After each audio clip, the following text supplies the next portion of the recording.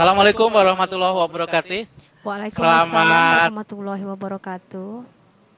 selamat sore semuanya. Hari Sore. ini kita Tunggu Om, tunggu melakukan Om. in-house training Belum tembak Om, tunggu dulu. yang akan disampaikan oleh Ibu Siti Hairiah Siregar dari Sumatera Utara. Kepada Ibu kami persilakan untuk presentasi. Oke, terima kasih Om J telah memberikan waktu untuk saya untuk mempresentasikan materi saya. Oke, saya share screen dulu. Ini materi saya. Ibu, halo Ibu. Iya, Pak Pur. Stop dulu Bu ya, saya belum connect ke Bluetooth untuk remote ininya, remote rekamannya. Saya kasih connect dulu Bu ya. Sabar, 1 menit. Oke.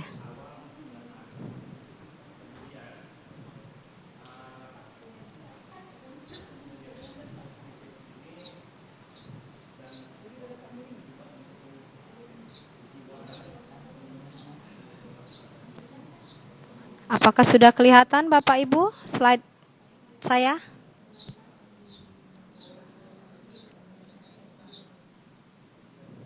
Sudah kelihatan? Oke, terima kasih Bapak Ibu. Materi yang akan saya paparkan. Bagaimana Pak Pur? Sudah siap? Sudah Pak Pur? Tunggu Om. Oke. Sabar Bu, sabar. Oke. Oke, sebentar Bu. Iya, Kita iya. menunggu kawan kita di daerah Sulawesi Selatan. Oke. Karena Indonesia ini kan luas ya. Iya, dan waktunya juga Kita dari Sumatera Utara dulu. waktunya ada selisih. Jaringan waktu. internetnya nggak sama. Iya. Dan waktunya beda. Waktunya beda. Beda 1 jam Beda ya. sejam. Oke. Saya di Bekasi. Bu Nunung di mana ya Bu Nunung ya? Saya di Depok. Oh, Ah, Bu Nunung di di Depok. Ya.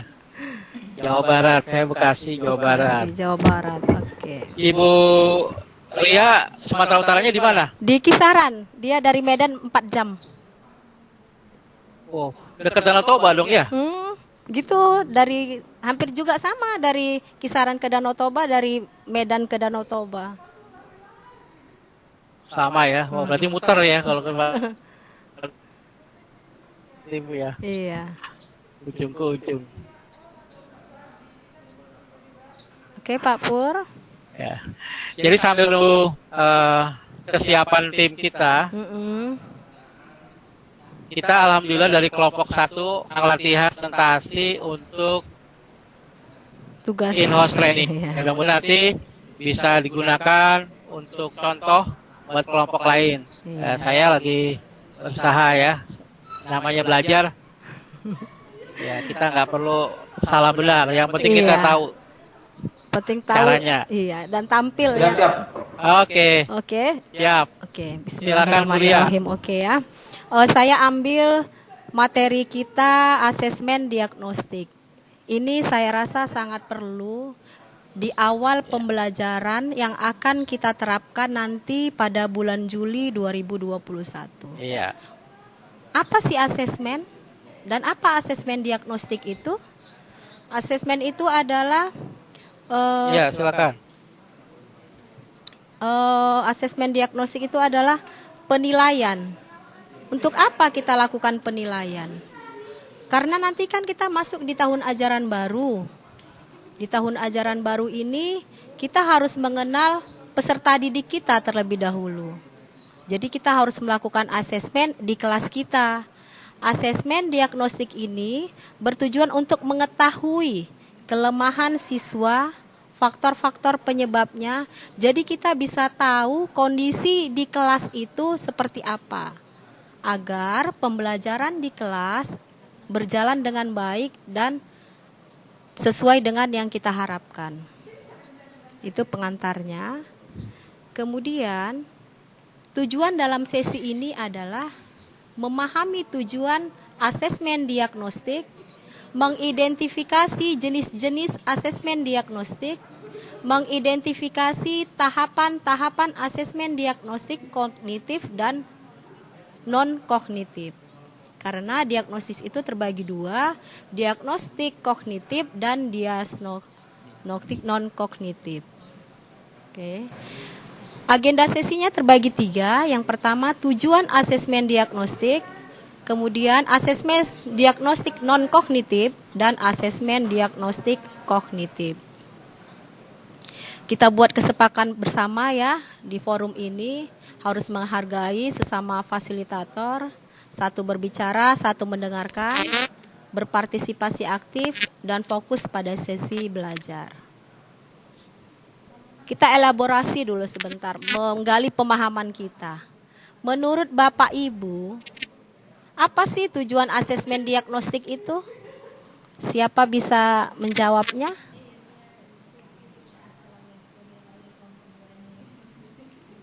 Saya Bu, Oke, silakan. asesmen diagnostik itu penilaian di awal pembelajaran Bu. Oke, jadi seorang guru itu harus bisa melakukan penilaian di awal pembelajaran, ya, agar tujuannya apa? Mengenal peserta didik, baik dia secara psikologis, kemudian intelektual siswanya. Oke, pertanyaan yang kedua, menurut pemahaman Anda, ada berapa macam asesmen diagnostik? Tadi sudah saya sebutkan di awal. Ada yang tahu? Apa saja?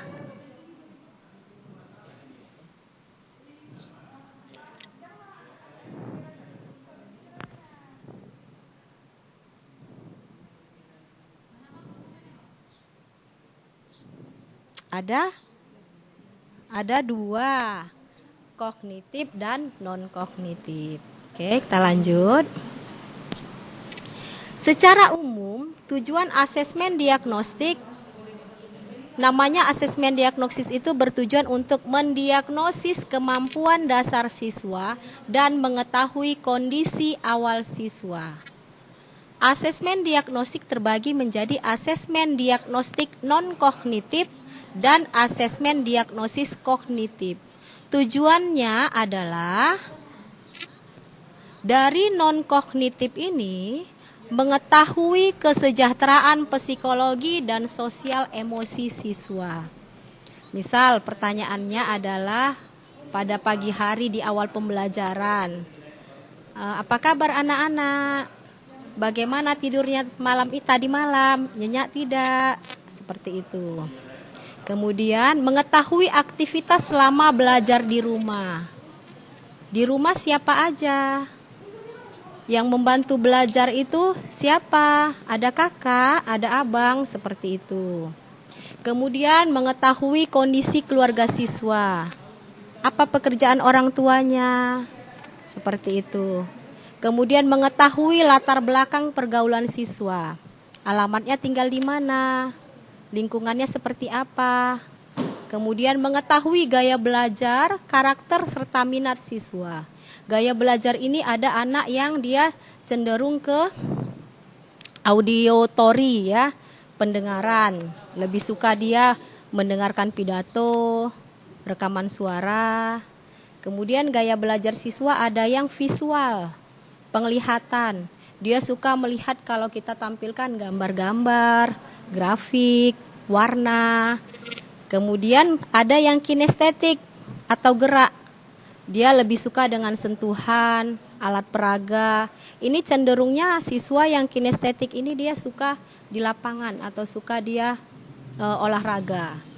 Jadi tujuan asesmen diagnostik yang pertama dari non-kognitif itu adalah garis besarnya mengetahui kondisi psikologi dari siswa. Kemudian lanjut, tujuan asesmen diagnostik yang kognitif. Apa sih tujuannya? Yang pertama, mengidentifikasi capaian kompetensi siswa. Dengan cara di awal pembelajaran kita tanya tentang pemahaman siswa tentang materi yang akan kita berikan. Kemudian, menyesuaikan pembelajaran di kelas dengan kompetensi rata-rata siswa. Setelah kita biasa memberikan asesmen kepada peserta didik, maka kita bisa mengetahui rata-rata siswa di kelas tersebut. Kemudian, memberikan kelas remedial atau pelajaran tambahan kepada siswa yang kompetensinya di bawah rata-rata. Ini dilakukan di luar jam pembelajaran. Jadi memang agak ekstra meluangkan waktu gitu. Karena kita memberi materi kepada peserta didik tidak hanya di dalam kelas, khusus untuk yang khusus kita berikan perhatian khusus seperti itu. Masuk ke asesmen yang pertama, asesmen diagnostik non-kognitif. Ditujukan untuk mengukur aspek psikologis dan kondisi emosional peserta didik. Dan lebih mengutamakan pada kesejahteraan psikologi dan sosial emosi peserta didik. Karena peserta didik yang datang ke sekolah kita ini berasal dari lingkungan yang berbeda, ada yang harmonis di dalam keluarganya, ada yang ekonominya mumpuni, ada yang biasa saja, ada yang harus dia harus juga ikut bekerja untuk memenuhi kebutuhan hidupnya. Jadi ini harus kita tahu, harus kita pahami karakter dan lingkungan peserta didik kita itu seperti apa.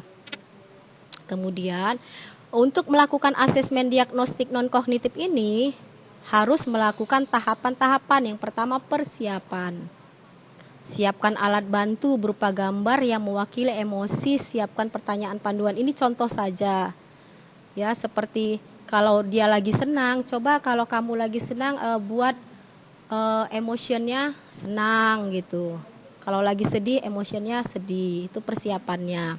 Kemudian pelaksanaannya dan tindak lanjut. Oke, sampai di sini saya lanjut ya. Yang kedua, asesmen diagnosis kognitif. Bertujuan untuk mendiagnosis kemampuan dasar siswa dalam topik sebuah mata pelajaran. Ini lebih ke arah intelektualnya. Ibu, maaf, Ya. slide-nya belum dipindah. Asesmen diagnosis kognitif sekarang sudah dipindah? Belum tampil? Slide-nya tidak bergerak. Loh, saya sudah sampai slide Sekarang ke...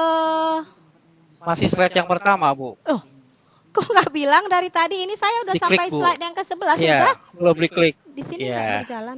Iya, diklik aja Sudah? sebelah kirinya biar pindah. Sudah. Kenapa tidak tampil? Tapi di layar masih sekarang bisa. Sekarang udah. Ya ampun. Sudah Nah, sampai apa, Bu? slide yang ke-11. Nggak apa-apa, saya lanjut ya. Iya. Oke. Lanjut Bisa nggak aja. diperbesar, Nggak apa-apa. Bu? Layarnya diperbesar, Sekarang Bu. aja. Udah F5. Iya. Oke, saya lanjut ya. Nampak Iya. kelihatan ini ya? Siap. Lanjut. Oke. Yo. Ya, berarti di F5 tadi nggak lanjut. Maaf ya, ada kesalahan teknis. Ke depannya akan saya perbaiki. Kemudian, asesmen diagnosis kognitif ini disebut asesmen diagnostik yang berkala karena dia dilakukan berupa asesmen formatif dan sumatif. Asesmen formatif dilakukan di setiap pembelajaran, sedangkan asesmen yang pertanyaan-pertanyaan sumatif, asesmen sumatif, dia dilakukan di akhir pembelajaran. Oke. Kemudian tahapan dalam asesmen diagnostik tadi, diagnostik kognitif, sama dengan tahapan yang ada di asesmen non-kognitif. Yang pertama harus kita lakukan persiapan, kemudian pelaksanaannya, dan diagnosis tindak lanjut. Kemudian contoh kegiatan persiapan pelaksanaan asesmen kognitif, kita harus buat jadwal pelaksanaan asesmennya, kemudian identifikasi materi asesmennya, kemudian menyusun pertanyaan yang sederhana. Contoh kegiatan tindak lanjutnya adalah dari pertanyaan yang dijawab siswa, kita beri penilaian dia. Ada yang paham utuh, berarti dia menjawab dengan benar 100%, kemudian paham sebagian, dan tidak paham, berarti dia menjawab dengan jawaban yang salah. Kemudian bisa kegiatan tindak lanjutnya seperti ini, bagi siswa menjadi 3 kelompok, Siswa dengan rata-rata kelas akan mengikuti pembelajaran dengan ATP sesuai dengan fasenya. Kemudian siswa yang nilai di bawah rata-rata mengikuti pembelajaran dan diberikan pendampingan pada kompetensi yang belum tercapai. Kemudian lakukan penilaian pembelajaran topik yang sudah diajarkan sebelum memulai topik pembelajaran yang baru. Jadi pada hari ini kita masuk pembelajaran yang baru, kita ingatkan kembali materi sebelumnya, seperti itu. Kemudian ulangi proses diagnosis ini dengan melakukan asesmen formatif dengan bentuk dan strategi yang variatif, agar siswa mencapai tingkat kompetensi yang kita harapkan. Sampai di sini, terima kasih atas perhatiannya. Jika ada yang belum paham, silakan bertanya, akan kita diskusikan bersama-sama. Terima kasih. Baik, terima kasih Bu Ria atas presentasinya yang bagus. Langsung beranjak ke Pak Purnomo Sidik. Silakan Pak Pur untuk menyampaikan materi. Nanti siap-siap Bu Nunung. Oke, dan terakhir saya. Iya, oke. Saya hentikan berbaginya. Ya. Oke. Di slide-nya ditutup dulu. Iya. Presentasinya tutup dulu. Oke. Oke.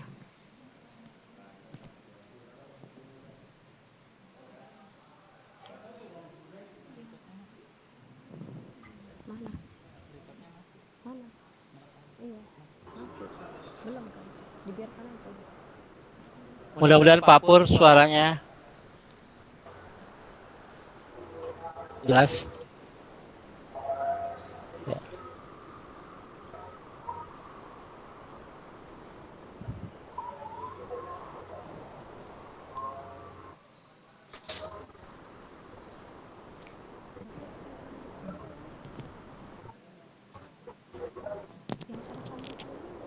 Tampilannya Yang betul gimana? Pak, Ibu. Sudah. Enggak slide-nya ya.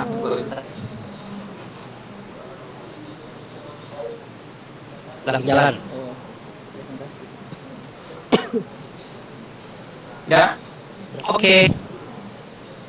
Ya, Assalamualaikum warahmatullahi wabarakatuh. Selamat sore dan salam sejahtera buat kita semua. Bapak Ibu, pada kesempatan kali ini saya akan mempresentasikan materi tentang modul ajar.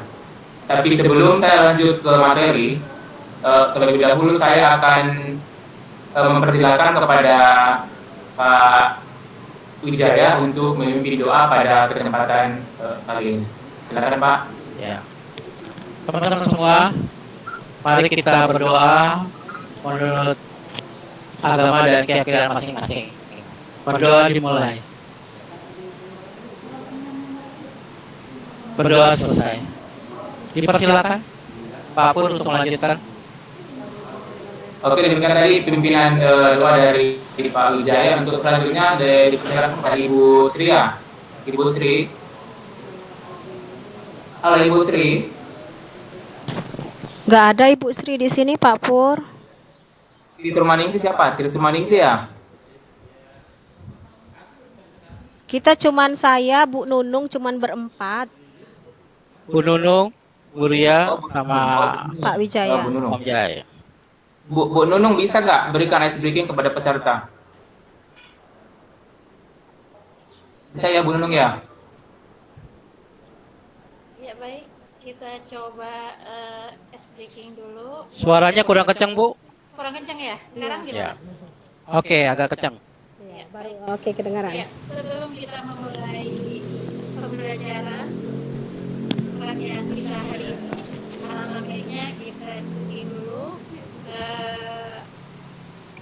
Mohon disimak ya.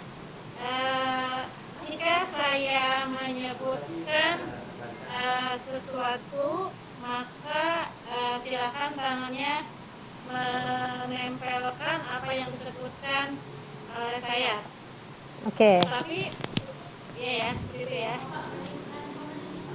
Yang tidak sesuai ya Ya sesuai dengan nggak kelihatan sih. Yang saya sebutkan, kemudian saya sebutkan disebut di apa namanya diikuti, tetapi yang saya pelajarkan itu tergantung apa yang saya sebutkan ya. Oke. Contoh nih, misalnya nih, kepala gitu kan, kami bilang kepala, berarti Bapak Ibu silakan memegang kepala, tetapi hidung, berarti Bapak Ibu pegangnya hidung ya. Oke. Seperti itu. Iya. Ya. Baik, kita mulai. Mata.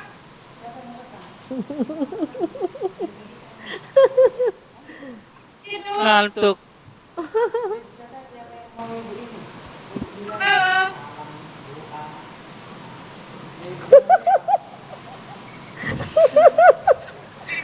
Kepala. Apa? Pak Wijaya kemana? Pusing. Pusing. Nggak konsentrasi. Sudah selesai. Ya, Bu. Makasih, Bu. Oke. Tepuk tangan untuk Ibu Nunung. Oke. Ini rekamannya jalan kan ya? Jalan, masih jalan. Jalan ya, oke. Iya, Nah, oke. siap. Waalaikumsalam. Lanjut ya. Kita ke materi sekarang. Jelas Bu di layar?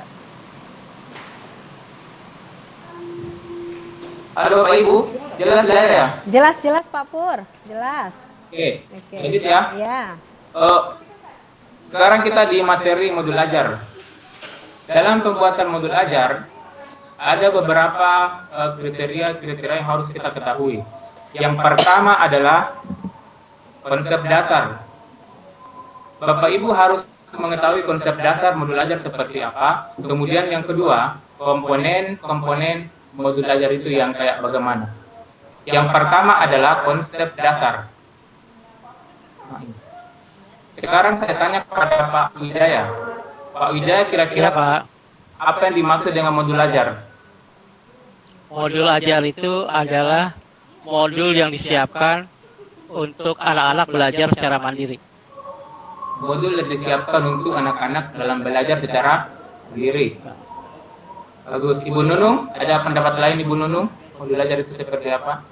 Modul ajar adalah salah satu bahan yang digunakan sebagai referensi atau bacaan yang digunakan oleh peserta didik secara mandiri. Oke, bagus Bapak Ibu. Dari jawaban Pak Wijaya dan Ibu Nunung, saya anggap semuanya itu benar. Tapi kesimpulan dari apa yang dimaksud dengan modul ajar adalah modul ajar adalah sejumlah alat, sarana, media, metode, petunjuk, dan pedoman yang dirancang secara sistematis dan menarik. Itu Bapak Ibu ya.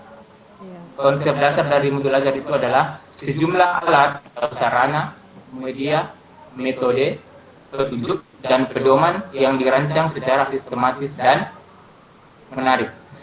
Untuk memperkuat konsep dasar modul ajar, ada beberapa pengertian lain dari modul ajar, diantaranya adalah modul ajar merupakan implementasi dari alur tujuan pembelajaran yang dikembangkan dari capaian pembelajaran dengan profil pelajar Pancasila sebagai sasaran.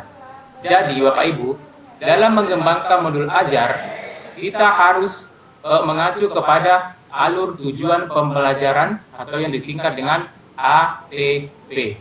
Dari ATP, kita dapat mengembangkan dengan melihat capaian pembelajaran yang akan dicapai oleh peserta didik, dengan tetap mengacu kepada profil pelajar Pancasila sebagai sasaran. Sekarang saya tanya Bapak Ibu, di antara Bapak Ibu, ada nggak yang memahami yang mana tergolong ke dalam profil pelajar Pancasila? Pak Wijaya, bisa? Bagaimana, Pak? Yang mana yang termasuk ke dalam profil pelajar Pancasila, Bapak? Yang termasuk termasuk Ada 6 kan? ada 6 gotong royong, Yang kreatif, kedua, beriman kepada Tuhan Yang Maha Esa, Mandiri, iman dan mandiri bertakwa Pak kepada Pur. Tuhan Maha Esa. Yang ketiga, mandiri, oke. gotong royong, gotong royong, 5, kreatif, kreatif. Yang keenam, berpikir kritis, apa kebinekaan global. kebinekaan global. Itu. Oke Bapak Ibu ya. Jadi dalam mengembangkan modul ajar Bapak Ibu, kita harus berpedoman kepada yang namanya profil pelajar Pancasila. Jadi dari keenam profil tersebut, itulah nanti yang akan tercantum di dalam pembuatan modul ajar. Kemudian penguatan yang kedua. Modul ajar yang kita susun itu harus sesuai dengan fase dan perkembangan peserta didik, mempertimbangkan apa yang akan dipelajari oleh peserta didik. Jadi Bapak Ibu, dalam menyusun modul ajar itu harus sesuai dengan fase. Fase SMP kan berada di fase D. fase SMP berada di fase Fase D Pak Pur. D. Fase D itu terdiri dari berapa elemen? Itu ya. Ya, Oke, kemudian kita harus memperhatikan perkembangan peserta didik. Iya Bapak Ibu ya. Jadi dalam membuat modul ajar harus memperhatikan perkembangan peserta didik kita itu seperti apa. Kemudian Pak Pur, dipelajari. izin saya matikan kamera ya. Silakan Pak. Soalnya hujan besar di Silakan Pak Bekasi. Wijaya, tidak apa-apa. Ya. Kemudian penguatan yang ketiga. Kita harus memahami konsep modul ajar agar proses pembelajaran lebih menarik dan bermakna. Itu.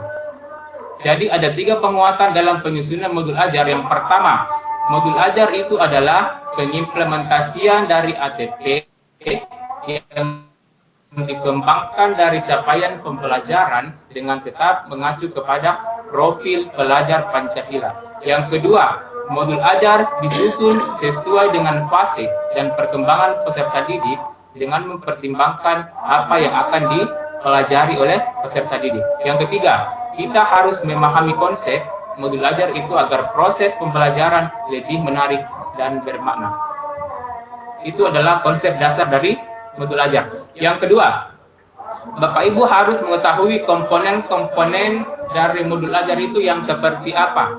Yang pertama,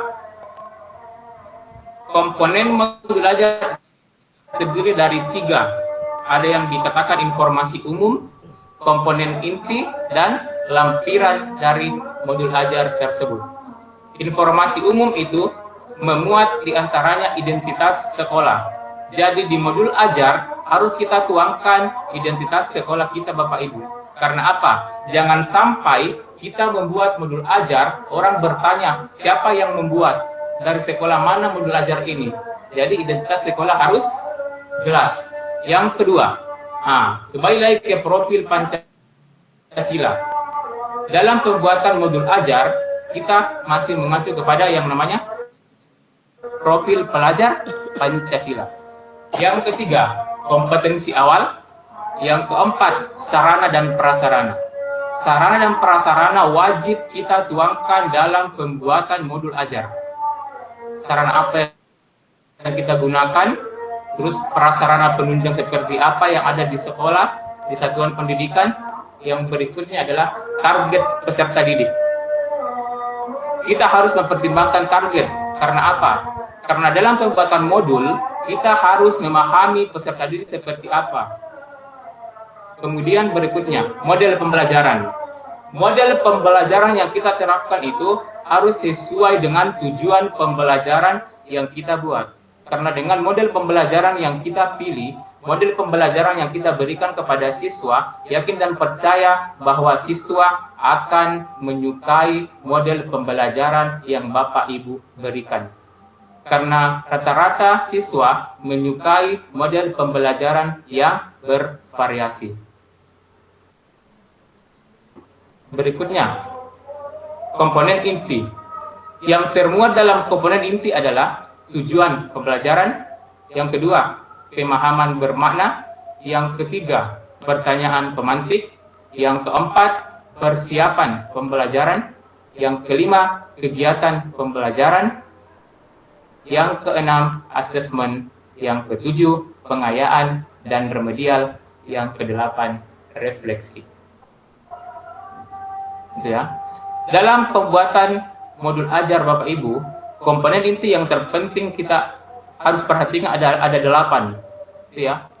Tujuan harus jelas, pemahamannya harus bermakna, termuat di dalamnya pertanyaan pemantik, ada persiapan pembelajaran, kemudian kegiatan pembelajaran seperti apa, ada asesmen atau penilaian, ada pengayaan dan remedial, kemudian yang terakhir refleksi antara guru dan siswa.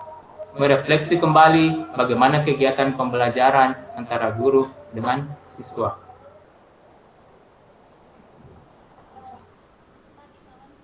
Kemudian yang ketiga adalah lampiran. Dalam pembuatan modul ajar Bapak Ibu, kita harus melampirkan lembar kerja siswa.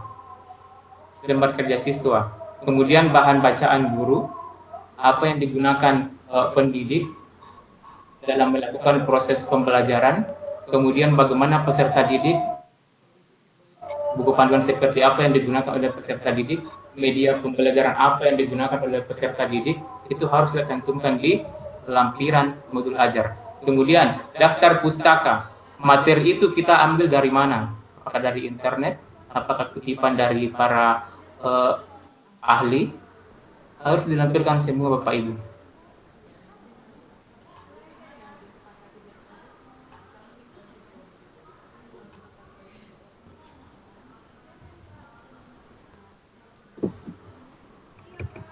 Dan sebagai sampel ya Bapak Ibu ya, saya akan tampilkan contoh modul ajar yang telah dibuat teman saya.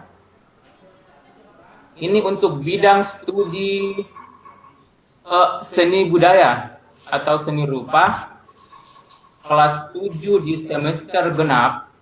Waktu pertemuan 3 kali 45 menit.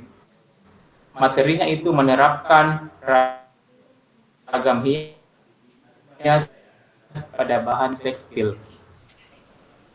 Ya. Seperti yang saya sudah perlihatkan di slide tadi, bahwa modul ajar harus memuat diantaranya informasi umum. Ini contohnya. Kompetensi awalnya yang dimuat di sini adalah peserta didik memiliki kompetensi dalam pengembangan kurikulum dalam kelompok kompetensi pedagogik yang dijabarkan ke dalam rumusan tujuan pembelajaran, landasan yuridis, kompetensi mata pelajaran seni budaya, instrumen penilaian, dan analisis materi, kemudian nilai-nilai utama pendidikan yang memerdekakan. Dicantumkan yang kedua, profil pelajar Pancasila kan ini ada 6. Ada 6 pilar. Beriman, berbhinneka global, bergotong royong, kreatif, bernalar kritis, dan mandiri. Kemudian sarana penunjang untuk ketercapaian pembelajaran mata pelajaran ragam hias, maka daya dukung utama yang diperlukan agar proses pembelajaran berjalan dengan baik adalah terpenuhinya fasilitas pembelajaran. Ya Bapak Ibu ya. Kemudian fasilitas yang dibutuhkan dalam pembelajaran sebagai berikut, yaitu literasi. Dalam penerapan ragam hias dibutuhkan itu literasi yang banyak. Kemudian buku-buku bacaan yang menunjang, audio visual, buku bacaan yang relevan, dan gambar ragam hias. Kemudian target peserta didik. Ini. Target peserta didik. Dengan mempelajari modul, diharapkan peserta didik dapat dengan mudah memahami dan menguasai seluruh rangkaian kegiatan yang termasuk di dalam materi. Kemudian, ini modul pembelajaran. Modul pembelajaran yang digunakan untuk seni budaya. Dia menggunakan sistem contextual learning. Ya, nanti untuk informatika kita sesuaikan model pembelajaran yang akan kita gunakan pada saat proses pembelajaran. Pada tujuan ada 3 tujuan. Ini untuk seni budaya Bapak Ibu ya. Makna maksudnya ceritakan estetika karya ragam hias Nusantara. Itu contoh tematik seni budaya. Jika saudara sebagai seniman lakukan cara teknik menggambar ragam hias. Tematik yang ketiga, coba sebutkan dan jelaskan jenis dan sifat bahan ragam hias tekstil. Ini. Saya kira kalau kegiatan pendahuluan itu Bapak Ibu kalau sudah paham ya, apa yang kita lakukan di pendahuluan, kemudian apa yang kita lakukan di inti, apa yang kita lakukan di penutup. Yang kelima adalah penilaian. Di penilaian ada 3 juga yang bisa tentang sebenarnya. Kemudian remedial itu dilakukan bagi siswa yang ketuntasan belajarnya berhasil. Ya, pengayaan. Sedangkan siswa yang belum tuntas belajarnya maka diharapkan mengikuti remedial. Kemudian terakhir lampiran. Lampiran itu kita harus lampirkan lembar kerja peserta didik, baik soal dalam bentuk pilihan ganda maupun soal dalam bentuk esai harus kita lampirkan di modul ajar. Demikian contoh yang saya perlihatkan Bapak Ibu.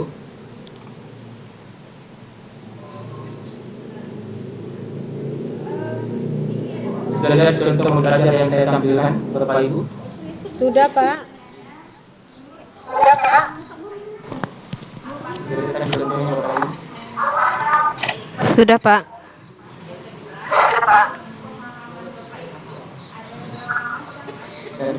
Ini ya bagian-bagiannya ya.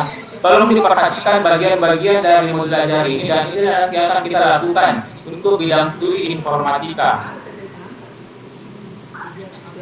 Kita akan membuat modul ajar untuk bidang studi informatika dengan memuat beberapa unsur yang ada dalam modul ajar seperti yang saya tampilkan di layar Bapak Ibu sekalian. Ini ya. Iya, Pak. Yang penting Bapak Ibu pahami bahwa yang termuat di dalam modul ajar itu adalah bagian-bagiannya itu ini. Misalnya informasi umum. Informasi umum Seperti ya. apa? Komponen inti seperti apa? Iya. Kemudian Lampiran. kita harus melampirkan apa? Oke Bapak Ibu. Oke. Jadi nanti untuk tugasnya Bapak Ibu akan saya share di grup WhatsApp.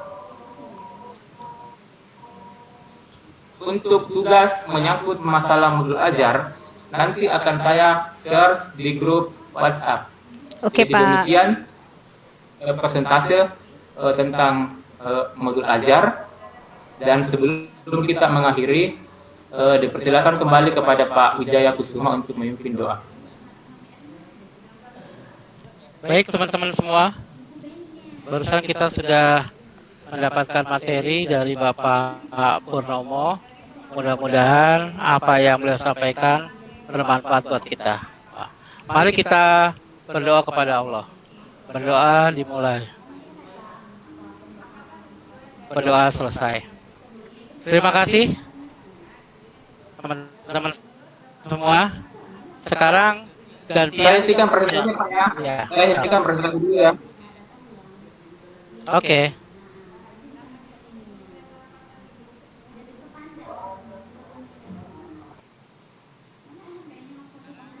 Nah, sekarang yang jadi hostnya siapa? Ibu Buria. Buria jadi host. Terus Bu Nunung jadi narasumber ya. Oke, Pak Wijaya. Ya, siap. Oke. Kita jadi peserta Pak Pur. Ya. Oke, di sesi ini yang ketiga ya akan dilanjutkan oleh Bu Nunung untuk memaparkan materinya. Materinya tentang apa ini Bu Nunung? Capaian pembelajaran. Oke, CP ya, capaian pembelajaran. Kepada Ibu Nunung kami persilahkan. Baik, terima kasih Ibu Irfan ya. Kesempatan yang telah diberikan kepada saya. Baik, sebelum kita memulai kegiatan hari ini, kami mohon kepada Bapak Purnomo untuk memimpin doa terlebih dahulu.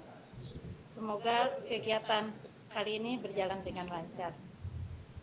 Terima kasih kembali untuk Ibu Nunung atas kesempatan yang telah diberikan. Jadi Bapak Ibu, untuk mengawali pertemuan kita pada kesempatan kali ini, marilah kita berdoa menurut agama dan keyakinan kita masing-masing. Berdoa dimulai. Selesai. Terima kasih. Bapak Ibu sekalian, hari ini kita akan coba sharing ya, belajar tentang capaian pendidikan. Kalau tadi sudah dibahas tentang tujuan pembelajaran ya. Bapak Ibu, sebelum saya awali, saya coba share screen dulu ya materinya.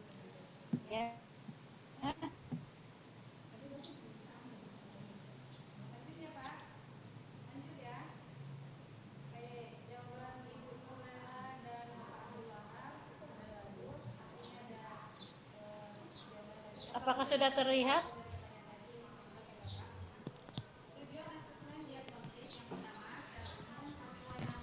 Bapak Ibu, apakah sudah terlihat?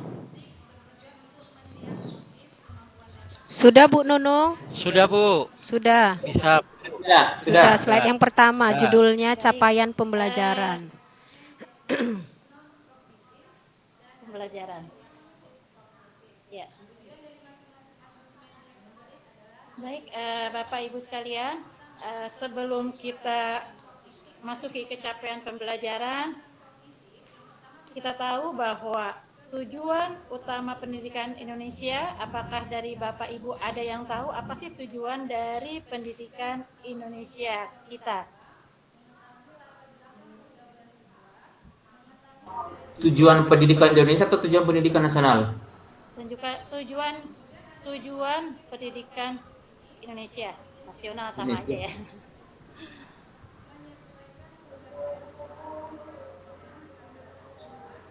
Silakan Pak Om Jai. Ya, Untuk tujuan pendidikan nasional mungkin bisa tujuan pendidikan nasional salah satunya mencerdaskan kehidupan bangsa dan meningkatkan ketakwaan kepada Allah. Ya, baik. Yang lain, Ibu barangkali bisa silakan menambahkan Tujuan apa tadi Bu? tujuan pendidikan. Tujuan pendidikan otomatis kalau pendidikan berarti supaya dia mendapat ilmu pengetahuan. Nah, seperti itu Bu. Tujuan dia dididik untuk mendapatkan ilmu pengetahuan baik intelektual atau dari segi akhlaknya, pribadiannya. Begitu Bu.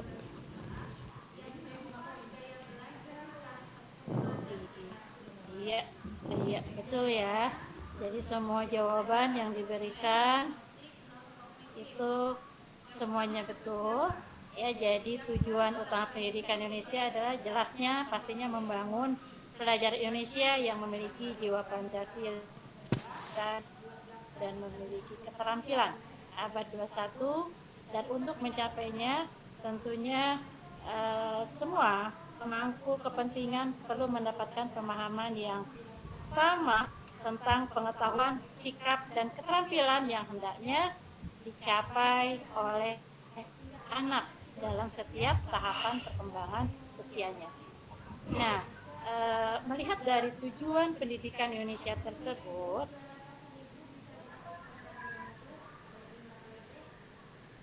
nah di sini kita bahas tentang belajar. Ada yang tahu tentang capaian pembelajaran? Maaf Bu, slide-nya Pak Purnomo, apa nggak jalan seperti punya saya tadi Bu? slide-nya. Masih di slide pertama Bu. Apa itu capaian pembelajaran? Sekarang gimana? Di saya masih judul aja, masih slide pertama. Sekarang gimana lagi, Bu? Masih slide pertama Bu. Nggak usah tampil penuh Bu. Punya saya tadi tampil penuh, dia nggak mau. Dia nggak mau ya.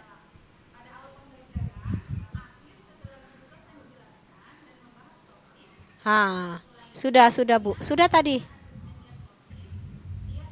Bisa kelihatan? Sudah Bu. Ini sudah. Iya, oke. Oke, Oke, di sini yang dinamakan dengan capaian pembelajaran adalah, saya langsung jelasin aja. Sebenarnya kalau menggunakan slide penuh kan tidak langsung kelihatan ya. Iya. Kenapa kami tanya untuk mengetahui pengetahuan awal dari siswa mungkin ya Bapak Ibu untuk capaian pembelajaran. Di sini dalam keputusan Menteri Republik Indonesia nomor 958 tahun 2020 tentang capaian pembelajaran pada pendidikan anak usia dini, pendidikan dasar dan pendidikan menengah, dinyatakan bahwa capaian pembelajaran merupakan bentuk pengintegrasian kompetensi inti dan kompetensi dasar yang disusun secara komprehensif dalam bentuk narasi yang meliputi sekumpulan kompetensi dan lingkup materi, sehingga capaian pembelajaran memungkinkan setiap anak mendapatkan pengalaman belajar sesuai dengan tingkat kompetensinya. Itu yang dinamakan dengan capaian pembelajaran menurut keputusan Menteri Republik Indonesia. Ya, mungkin kalau kita tahu kalau di kurikulum 2013 ada yang dinamakan dengan KI, ya, kompetensi inti, dan ada kompetensi dasar. Kemudian secara sederhana capaian pembelajaran itu bisa didefinisikan sebagai kompetensi pembelajaran yang harus dicapai peserta didik pada setiap tahap perkembangan peserta didik untuk setiap mata pelajaran pada satuan pendidikan dasar dan pendidikan menengah. Capaian pembelajaran memuat sekumpulan kompetensi dan lingkup materi yang disusun secara komprehensif dalam bentuk narasi. Ya, bentuknya adalah narasi. Itu adalah yang dinamakan dengan capaian pembelajaran. Nah, apa tujuan dari capaian pembelajaran? Karena kita ada di pendidikan dasar, jadi kita bahas adalah tujuan capaian pembelajaran di tingkat SD sampai dengan SMA.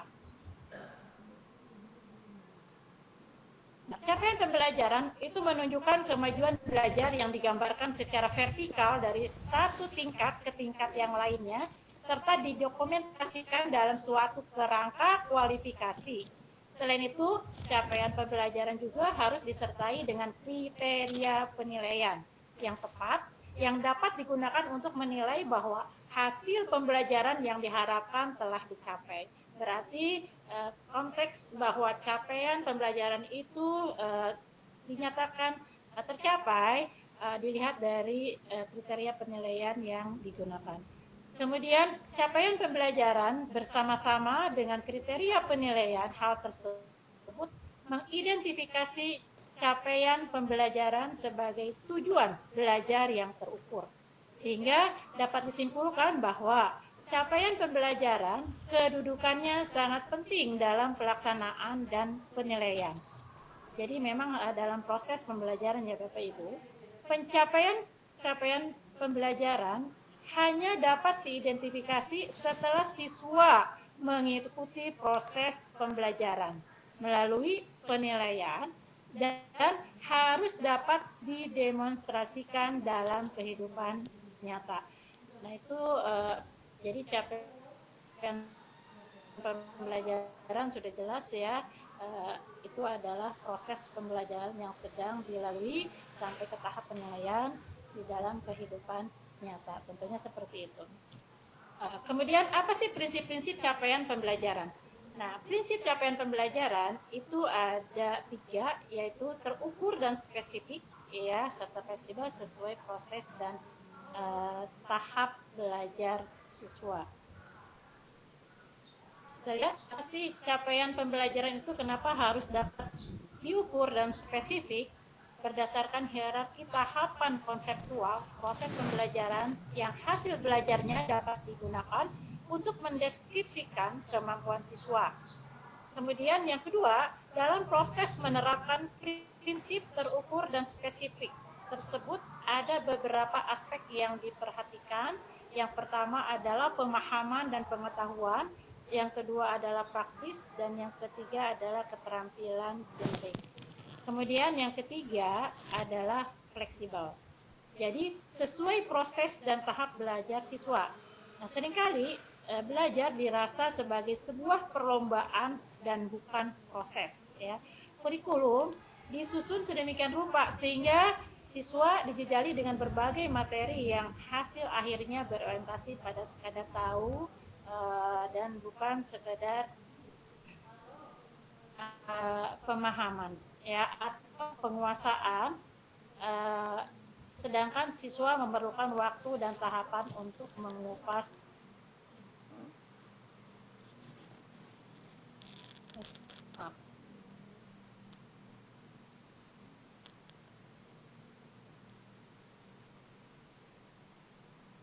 konsep capaian pembelajaran, bahwa perubahan dalam pendekatan pembelajaran di kelas dari yang berfokus kepada guru menjadi fokus kepada siswa, ya. Kemudian yang berikutnya adalah bagaimana bentuk penulisan capaian pembelajaran. Nah, format capaian pembelajaran itu ditulis dalam bentuk paragraf, ya, seperti yang tadi sudah dijelaskan, sehingga keterkaitan antara pengetahuan, keterampilan, dan kompetensi umum terlihat jelas dan utuh sebagai satu kesatuan yang tak terpisahkan dalam pembelajaran dan menggambarkan apa yang akan dicapai peserta didik di akhir pembelajaran. Ya, itu adalah format capaian pembelajaran. Nanti Bapak Ibu bisa melihatnya di capaian pembelajaran di mata pelajaran kita, ya, informatika.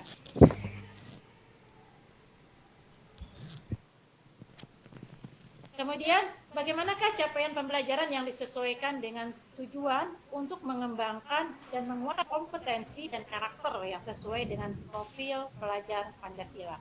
Nah, salah satu komponen penting dalam pelaksanaan pembelajaran dengan paradigma baru, capaian pembelajaran yang digunakan di sekolah 1490 penggerak merupakan hal utama dalam suatu kurikulum dan kriteria suatu capaian pembelajaran yang baik yang dikembangkan oleh satuan pendidikan yang telah ditetapkan oleh pemerintah pusat.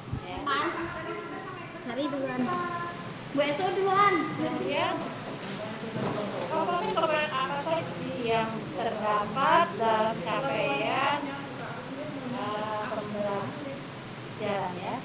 Nah, komponen-komponen ini adalah satu, yaitu rasional, ya, rasional mata pembelajaran.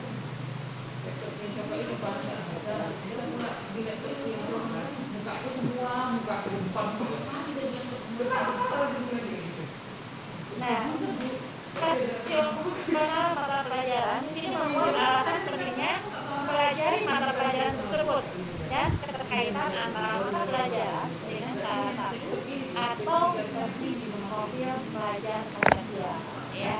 Sebelumnya kan Bapak Ibu tahu profil pelajar Pancasila misalnya. Untuk SLB kami tidak bahas, ya, karena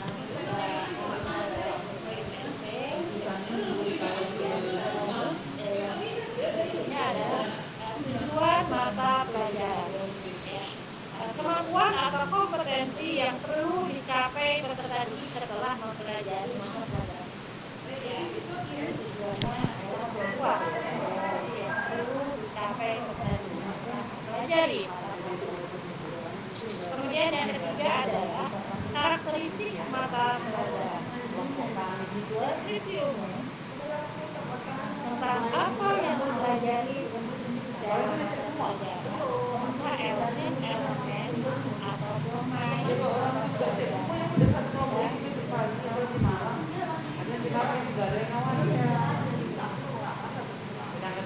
yang keempat itu adalah capaian pembelajaran setiap fase. Deskripsi yang mencakup pengetahuan, keterampilan, serta kompetensi umum selanjutnya diturunkan menjadi capaian pembelajaran, ya. Nah, menurut elemen yang dipetakan, menurut perkembangan siswa, pembagian fase dalam capaian pembelajaran digambarkan sebagai berikut. Di sini ada fase A, itu adalah pada umumnya SD, ya, kelas 1 sampai dengan kemudian untuk fase Mohon izin B, Ibu Bapak, saya potong pembicaraan. Halo. Halo. Ya. ya, halo. Iya, Pak. Halo Bapak Ibu, dengar suara saya? Dengar, Om, dengar, Om Pak Wijaya. Pur. Ya, oke. Ini ada sedikit masalah, waktu yang digunakan untuk merekam sudah melebihi kapasitas Om. Iya, Gimana ini lanjut solusinya? lanjut Pak Wijaya. Apa? Nggak apa-apa, bisa. Nanti dikecil. Enggak, maksudnya sudah stop di Ibu tadi itu enggak komplit, enggak direkam semua Om. Oh, Otomatis terhenti sendiri karena waktu Oh. kapasitas sudah digunakan melebihi Iya, iya. batas Om. Kalau di saya batas masih berapa masih menit? kalau di saya masih merekam. Masih merekam ya, Pan ya? Ah. Di saya masih merekam, Pak. Oh, iya, baik. Lanjut. Berarti ya. Yang penting bisa ya, lanjut. Salah satu masih ada. Ya. Ah, Lanjut aja, Bu. ah, ah. Iya. Berikutnya untuk fase B, ya, kita tahu untuk fase B itu adalah usia SD kelas 3 dan 4. Kemudian untuk fase C itu untuk SD kelas 5 dan 6. Nah, untuk SMP kita itu masuk ke dalam fase D, ya, di mana usianya adalah umumnya SMP kelas 7 sampai dengan kelas 9. Kemudian fase E itu pada umumnya adalah SMA kelas 10. Jadi itu adalah capaian pembelajaran setiap fase. Baik Bapak Ibu, untuk melengkapi capaian pembelajaran ini, silakan Bapak Ibu untuk mengidentifikasi kemampuan pada elemen di setiap fase capaian pembelajaran. Nanti Bapak Ibu silakan membuka capaian pembelajaran sesuai dengan mata pelajaran kita, yaitu TIK, ya Bapak Ibu. Elemennya TIK. Baik, demikian yang bisa saya sampaikan. Lebih kurangnya mohon maaf. Assalamualaikum warahmatullahi wabarakatuh. Waalaikumsalam warahmatullahi wabarakatuh. Wow. Terima kasih pemaparan dari Bu Nunung sudah cukup jelas ya, membuka wawasan kita apa itu capaian pembelajaran. Selanjutnya dilanjutkan oleh Pak Wijaya Kusuma untuk memaparkan materinya. Akan saya bagi layar ya. Ya. Semoga lancar rekamannya. Itu dulu Om, bagaimana ini solusinya Om? Karena ini enggak muat itu kalau Om presentasi yang terakhir.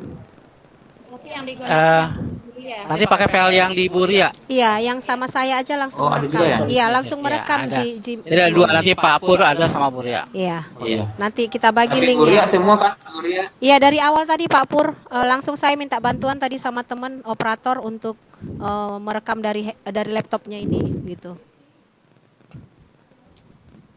Tapi ini rekamannya di laptop ya. Iya, nanti Langsung. bisa dibagi linknya kan, Pan? Ya, Pan? Ya. Bisa dibagi nanti linknya kan? Tapi nggak ada tulisan rekaman rekod warna merah. Kalau Pak Arsenal kan ada warna merah. Ini kan masih merekam ini kan? Rekaman rekod. Ini masih jalan Ada tulisannya rekod. rekod iya kan? Masih jalan? Ini kan masih jalan.